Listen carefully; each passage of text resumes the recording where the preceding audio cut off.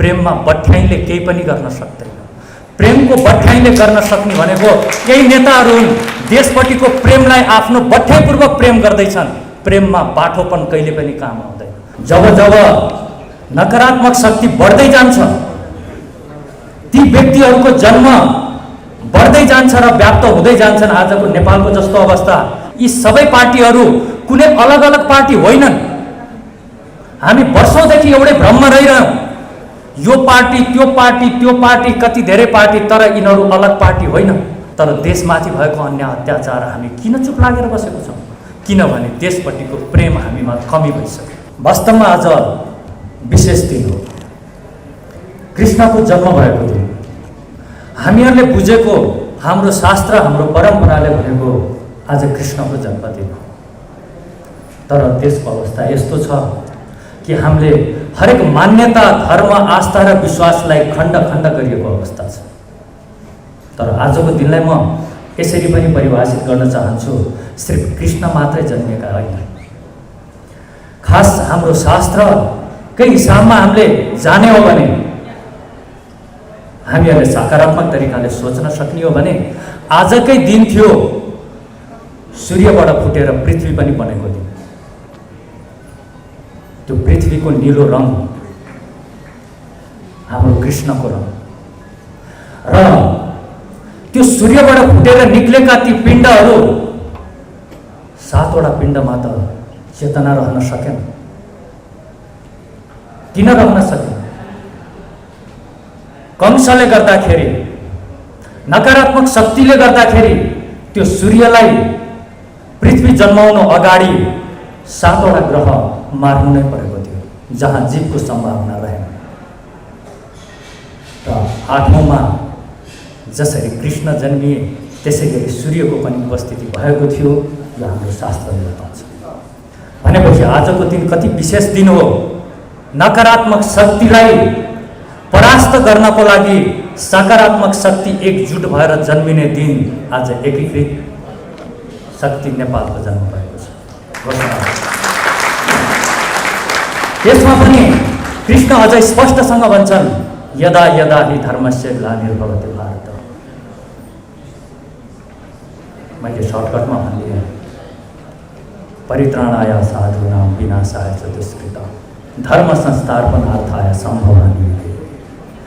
जब जब नकारात्मक शक्ति बढ्दै जान्छ, ती व्यक्तिहरूको जन्म बढ्दै जान्छ र व्याप्त हुँदै जान्छन्। आजको नेपालको जस्तो अवस्था, जुन अवस्थामा आफ्नोपनलाई घृणा गर्न थालिन्छ।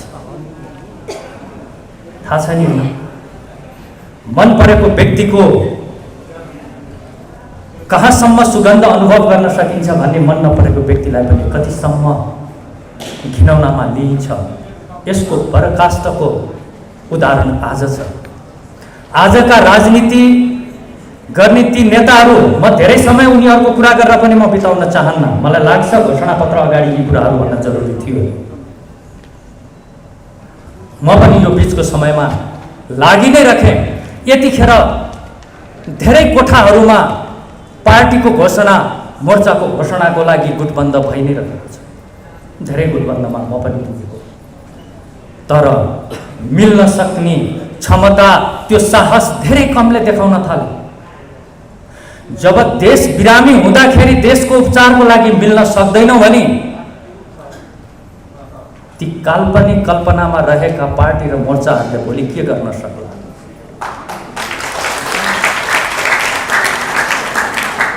तिनीहरू कसरी फरक हुन सक्छन्? यी अहिले यो देशमा वरिष्ठ नेताका नाममा चिनिएकाहरू आज उनीहरूकै वक्तव्य पल्टाएर हेरौँ। आफ्नै पार्टीभित्रको विभाजन, आफ्नै कार्यकर्ताभित्रको रुष्टता र देशभित्र उनीहरूले जानेको एउटै खुबी हो, आफूमै वैमनस्यता बढाइदियो।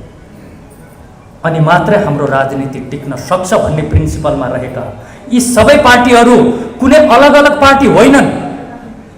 हामी वर्षौंदेखि एउटै भ्रममा रहिरहौँ, यो पार्टी त्यो पार्टी त्यो पार्टी, कति धेरै पार्टी, तर यिनीहरू अलग पार्टी होइन।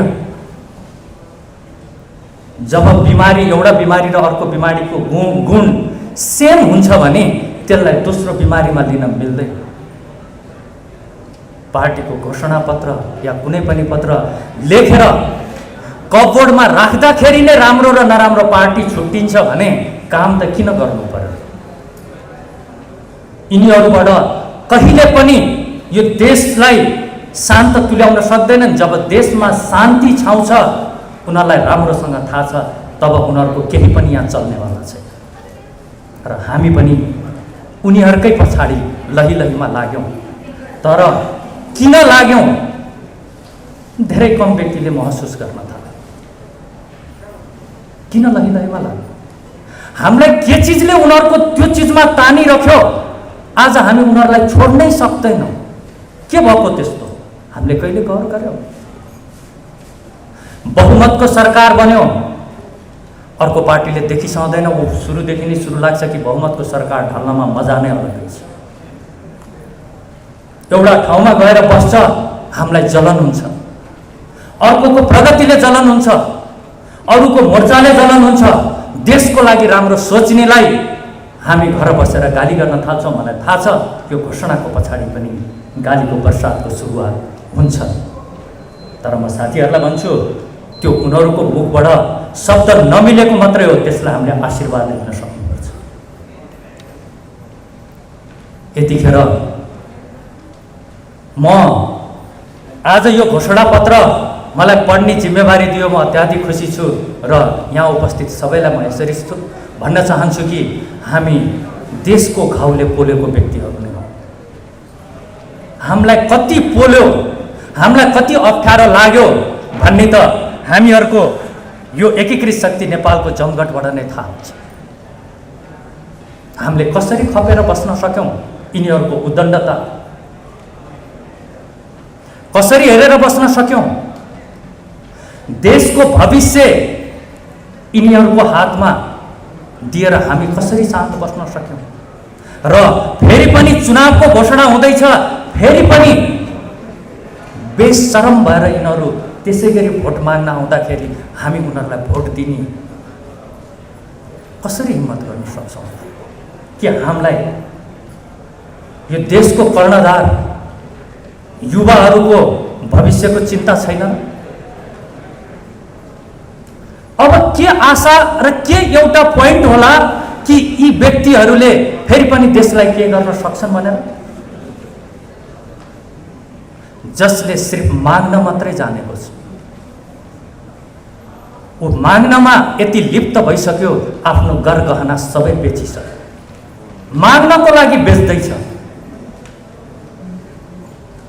किनबेचको पनि र नयाँ पिँढीलाई पनि एक किसिमले मगन्ते बनाउने शिक्षा दिँदैछ यी राजनीतिक पार्टीहरू।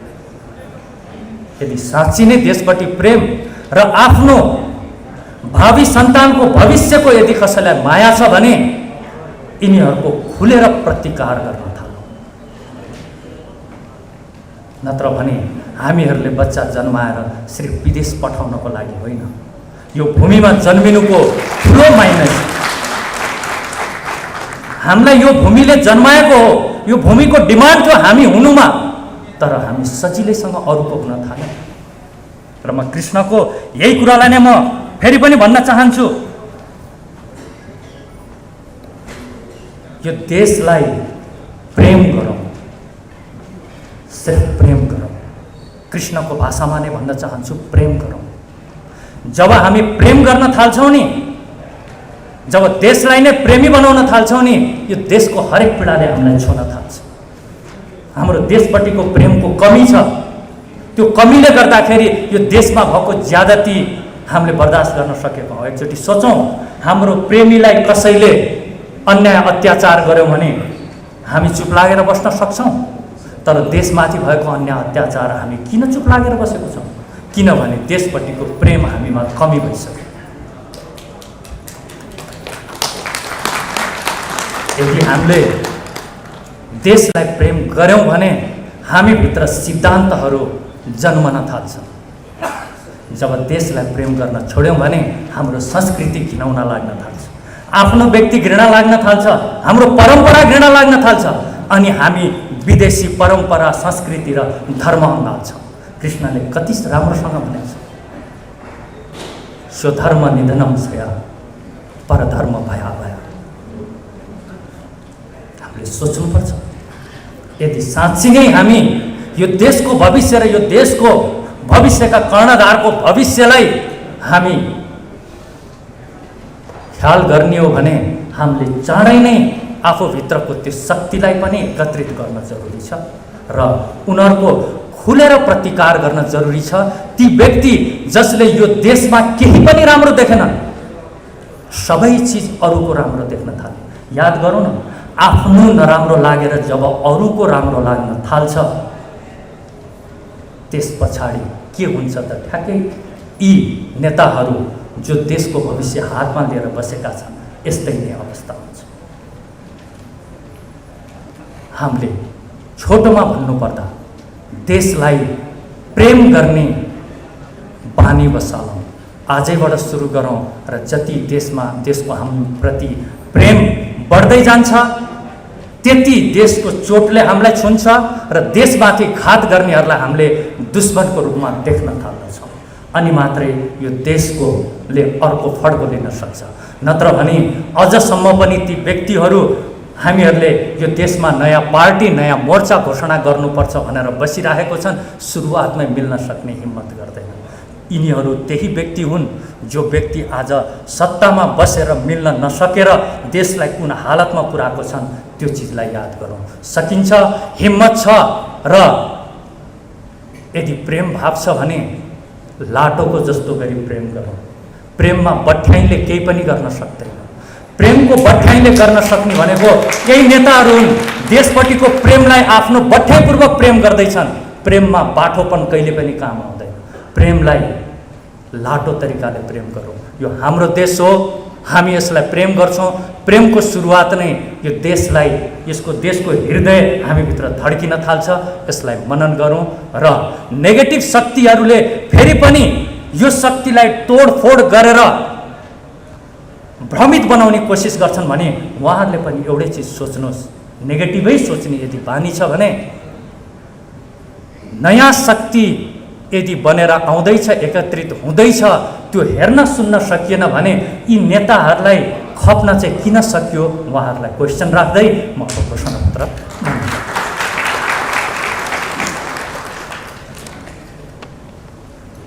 म जसरी लेखिएको छ एकीकृत शक्ति नेपालको घोषणापत्र म जस्ताको तस्तै सुनाउन जाँदैछु।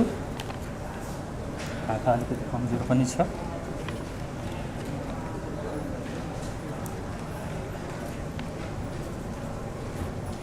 शान्त, स्थिर र समृद्ध नेपाल हामी नेपाली सबैका साझा सपना हो।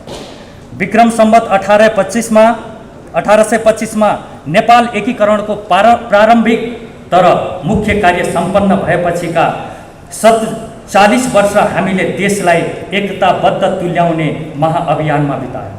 विक्रम सम्वत 1872 को सुनौली सन्धिपछि एकीकरण अभियानले विश्राम मात्र लिएन, हाम्रो स्वाभिमानमा भएको 1,05,000 वर्ग किलोमिटर भूभाग पनि गुमाउनु पर्यो। यस दृष्टिले नेपाली इतिहासको सर्वाधिक दुर्दान्त घटनाका रूपमा सुगौली सन्धि सन् 1515 डिसेम्बरलाई लिन सकिन्छ। त्यस घटना पश्चात नेपालीहरूमा एक प्रकारको निराशा भाव उत्पन्न भयो र केही परिवारमा सीमित नेपाली राजनीतिमा सत्ता सङ्घर्षको भद्दा एवं कुरूप श्रृङ्खलाको सुरुवात हुन पुग्यो।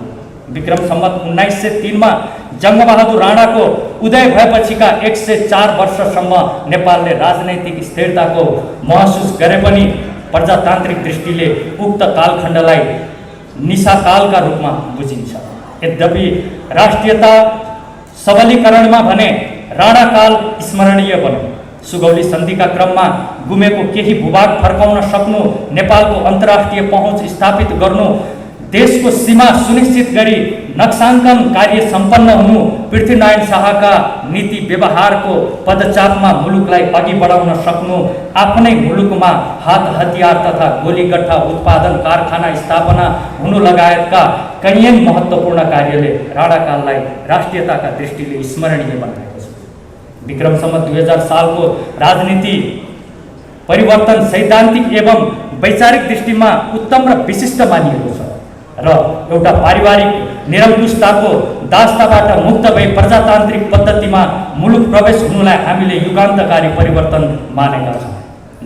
तर 2007 सालको परिवर्तन यता नेपाली राजनीति स्थिर, राष्ट्रपयोगी र जनहितमुखी बन्न नसकेको यथार्थ हामी बेहोर्दैछौँ। 7 दशक अघि उत्पन्न राजनीतिक झमेला र राजनीतिक केन्द्रित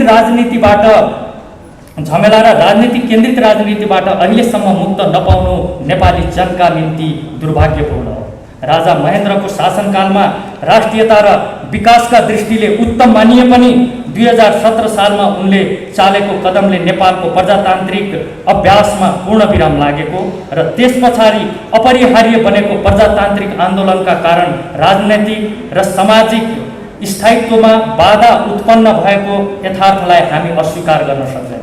2046 सालमा जनता र राजाको सहमतिमा स्थापित प्रजातन्त्र आफैमा उन्नत र नेपालको सन्दर्भमा उपयुक्त भए पनि 2052 सालमा माओवादीका नाममा सुरु भएको प्रजातन्त्र विरुद्धको हिंसात्मक सङ्घर्षले नेपाली जनतालाई प्रजातन्त्रको रसस्वादन गर्ने अवसरबाट वञ्चित तुल्याएको घटना सन्दर्भलाई भुल्न सकिँदैन।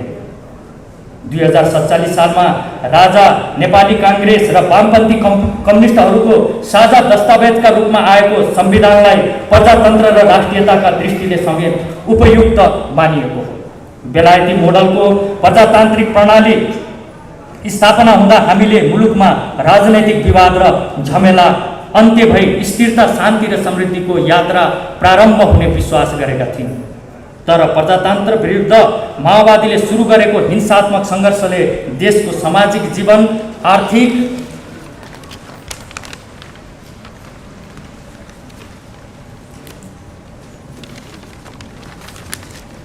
आर्थिक उन्नतिका मार्ग र प्रजातन्त्र सबलीकरणलाई लविक्षत तुल्याइदियो। प्रजातन्त्र विरुद्ध सुरु गरिएको माओवादीको हिंसात्मक सङ्घर्षलाई विराम लगाउने क्रममा भएका सम्झौता र 12 बुँदे सम्झौताको जगमा प्रकटीकरण भएको संविधानले नेपाली राष्ट्रियता तथा राष्ट्रिय एकता र अखण्डतामा गम्भीर चुनौती थपेको हामीले ठानेका छौँ। राजनैतिक दलको नेतृत्व, तिनको सोच, व्यवहार र अवलम्बन गरिएका नीति र कार्यक्रमले कतै देश असफल राष्ट्रमा रूपान्तरित हुने हो कि भन्ने सन्देह बढाएको छ। सर्वाधिक उन्नत दाबी गरिएको राजनैतिक प्रणालीमा मुलुकको राष्ट्रियता, राष्ट्रिय एकता, राष्ट्रिय स्वाभिमान र आम जनताको जीवनस्तर नेपालको इतिहासमै सबैभन्दा सङ्कटग्रस्त अवस्थामा पुगेको छ। 2063 को परिवर्तनपछिका नीति र व्यवहार नेपाली राष्ट्रियता र राष्ट्रिय एकता विरुद्ध लक्षित रहेको महसुस आम जनताले समेत गर्न थालेका छन्। जनताले दैनिक जीवनमा भोग्नु परेका समस्याप्रति राज्य संयन्त्र र नेपाली राजनीतिक पूर्ण रूपले बेसरोकार रहँदै आएको महसुस देशवासीहरूले गरिरहेका छन्। संविधान सभाबाट जारी गरिएको वर्तमान संविधान नै मुलुकमा अशान्ति, अस्थिरता र अन्योलताको मूल स्रोत बनेको छ भन्न अब हिचकिचाउनु पर्दैन। यस्तो अवस्थामा विद्यमान संविधानका केही अन्तर्वस्तु, नीति, व्यवहार र नेतृत्व यथावत रहँदा मुलुक असफल राज्यमा रूपान्तरित हुन सक्ने विषय परिस्थितिको खतरालाई दृष्टिगत गरी देशका सम्पूर्ण राष्ट्रप्रेमी एवं देशभक्तहरू एकताबद्ध हुन विलम्ब गर्न नहुने निष्कर्षमा हामी पुगेका छौँ। वर्तमान संविधान र देश एकसाथ सुरक्षित तुल्याउन नसकिने ठहर सहित हामी देशभक्त राष्ट्रप्रेमीहरू मोर्चाबद्ध भएर राष्ट्र विरुद्धका चुनौतीहरूको सामना गर्न प्रतिबद्ध भएका छौँ। सम्पूर्ण देशभक्त राष्ट्रप्रेमी मौलिक धर्म संस्कृति संरक्षणमा पक्षधर तथा एकता र अखण्डताका हिमायतीहरूलाई यसै मोर्चामा सामेल भई राष्ट्र रक्षाको अभियानमा जुट्न हामी हार्दिक अनुरोध गर्दछौँ।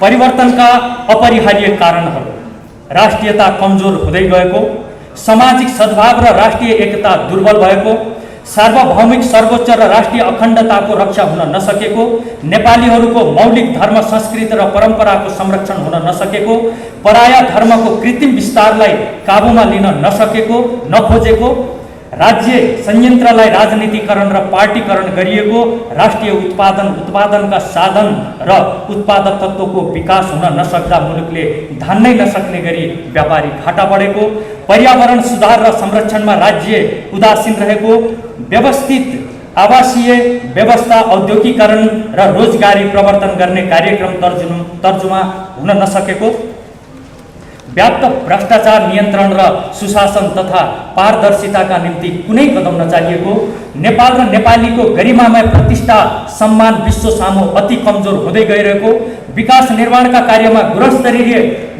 गुणस्तरीय र अनियमितता शून्य तुल्याउन राज्य असमर्थ रहेको, कर्मचारी प्रशासनलाई जनमैत्री, कार्यमुखी र इमान्दार बनाउन नखोजिएको, न्यायिक निकायहरूप्रतिको आस्था, विश्वास र भरोसामा भारी ह्रास आउँदा पनि त्यसको सुधारका निम्ति कुनै पहल नगरिएको, विपन्न र पिछडिएका मानिसहरूको न्याय र अवसरमा पहुँच स्थापित गराउने कुनै विशेष कार्यक्रम नभएको, स्वास्थ्य सेवालाई गुणस्तरीय, सुलभ र व्यापक तुल्याउन नसकेको, कृषि उत्पादन र कृषि मैत्री नीति र व्यवहार नभएको, निशुल्क गुणस्तरीय र राष्ट्रोपयोगी शिक्षा व्यवस्थाको विकास गर्नेतर्फ राज्य उदासीन रहेको, युवाहरूमा लक्षित गर्ने खेलकुद, रोजगारी र स्वास्थ्य सुरक्षा सम्बन्धी प्रभावकारी कार्यक्रम तर्जुमा गर्न नसकेको, नेपाली गीत सङ्गीत र कलाकर्मलाई सम्मानित एवं व्यवसायिक तुल्याउन नसकेको, नागरिकको दैनिक जीवनलाई सहज, सरल, सुलभ र आनन्ददायक तुल्याउन नसकेको, प्रजातन्त्र सम्मत व्यवहार राजनीतिक क्षेत्रमा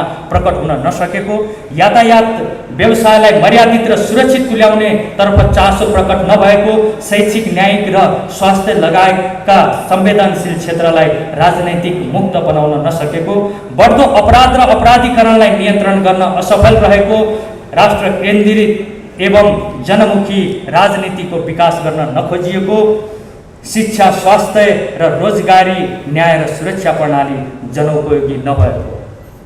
यति धेरै प्रोब्लममा त देश रहेछ, यो पढ्दाखेरि अझै स्पष्ट हुन्छ।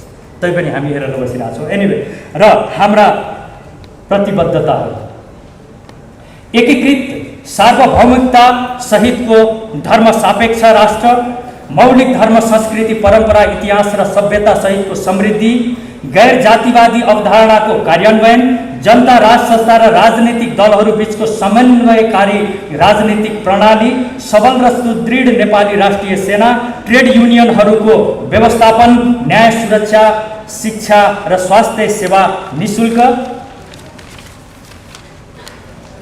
सम्पत्ति आर्जन र संरक्षणको सुनिश्चितता सहित राष्ट्रिय पुँजीको प्रवर्धन, भ्रष्टाचार शून्य राज्य संयन्त्र र समाज, स्वदेशी उत्पादन र रोजगारी प्रवर्धनलाई उच्च प्राथमिकता, महिला, पिछडिएका समुदाय र विपन्न वर्गलाई माथि उठाउन विशेष आर्थिक तथा सामाजिक कार्यक्रम, जनमैत्री, पारदर्शी र कार्यमुखी कर्मचारी प्रशासन, सन्तुलित एवं राष्ट्र हितमुखी परराष्ट्र नीति र व्यवहार, उत्पादनमुखी अर्थतन्त्र, कर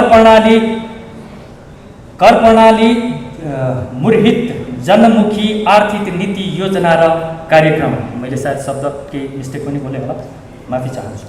लक्ष्यहरू: अखण्ड एवं सुदृढ र सम्मानित सार्वभौमिकता सहितको एकबद्धता नेपाल निर्माण गर्ने, सामाजिक सद्भाव र जातीय एकता पुनर्स्थापित गर्ने, स्थानीय तहमा अधिकार, सेवा र सुविधाको क्षेत्र विस्तार गर्दै स्थानीय तहलाई जिम्मेवार बनाउने र प्रादेशिक संरचना विस्थापित गराउने, स्वास्थ्य, शिक्षा, रोजगारी, न्याय, सुरक्षा र मनोरञ्जनमा सबै नागरिकको पहुँच स्थापित गर्ने, बौद्ध, किराँत, बोन, जैन, सिख, मैत्रीय र इस्लाम लगायतका धर्म संस्कृतिको संरक्षण गर्ने, वैदिक सनातन हिन्दू राष्ट्र स्थापना गराउने, भ्रष्टाचार र अनियमितता शून्य शासन प्रशासन बनाउँदै समृद्ध नेपालको भविष्य सुनिश्चित गराउने।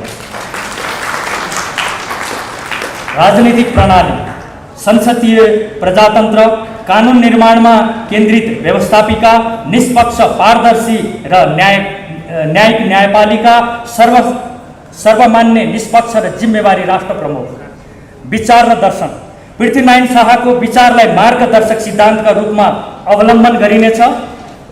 मार्गदर्शक सिद्धान्त: श्री 5 बडा महाराज धीराज पृथ्वीनारायण शाहकृत ऐतिहासिक व्यक्तित्वहरू: बहादुर शाह, राजेन्द्र लक्ष्मी शाह, राजा राम शाह, राजा महेन्द्र शाह, महेन्द्र मल्ल, काजी कालु पाण्डे, भिसे नगरजी, जङ्गबहादुर राणा, भक्ति थापा, बलभद्र कुँवर, शङ्खधर सातवा, भ्रिकुटी अरनिको, भीमसेन थापा, जय पृथ्वी बहादुर सिंह, भानुभक्त आचार्य, लक्ष्मीप्रसाद देवकोटा, लेखनाथ पौडेल, बालकृष्ण साहु।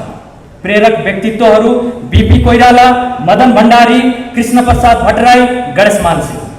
विकासको मापदण्ड: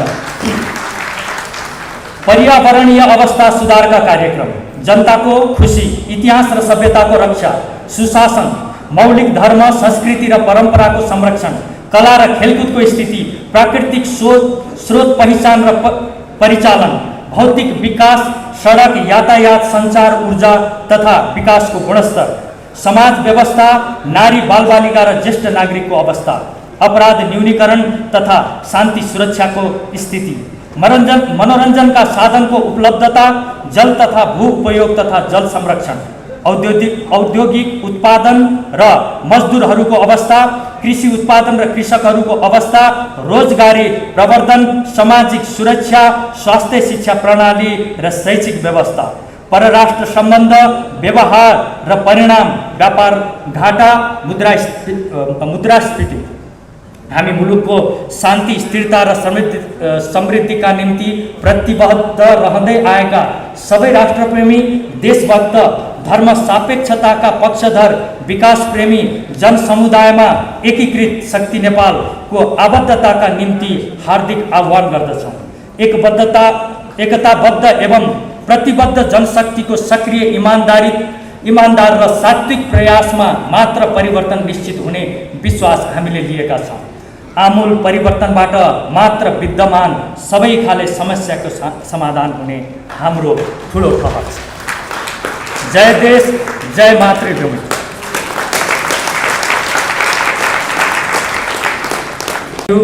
मैले कति शब्दहरूमा मिस्टेक गरेँ होला, तर तपाईहरूले बुझ्नुभयो होला भन्ने आशा राखेको छु। र अन्तमा म यति भन्छु कि देशलाई प्रेम गरौँ र प्रेम गरिसकेपछि प्रेमीको बारेमा जान्नलाई कुनै अध्ययन र विदेशी ज्ञानहरूको कतै जरुरत पर्दैन।